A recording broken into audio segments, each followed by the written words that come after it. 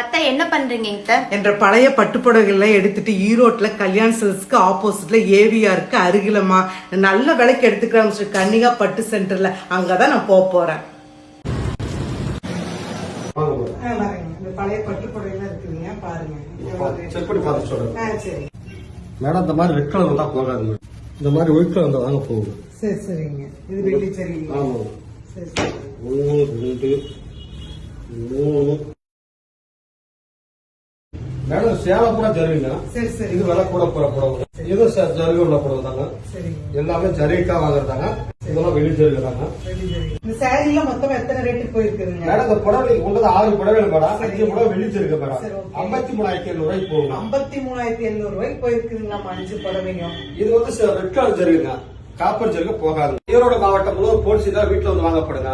வாட்ஸ்அப்ல சென்ட் பண்ணாலும் பதில் சொல்லப்படுங்க. நம்ம பிரான்ச் வந்துங்க சென்னை, திருப்பூர், ஈரோடு, கோயம்புத்தூர் இருக்குங்க. நம்ம கடை வந்துங்க ஈரோட்லங்க, ஆர்கேவி ரோட்லங்க, கல்யாணத்துக்கு நேர் எதிரில் ஏவிஆர் சொன்னமங்கலம் அருகில் ஸ்ரீ கன்னிகா பட்டு சென்டர் இருக்குங்க.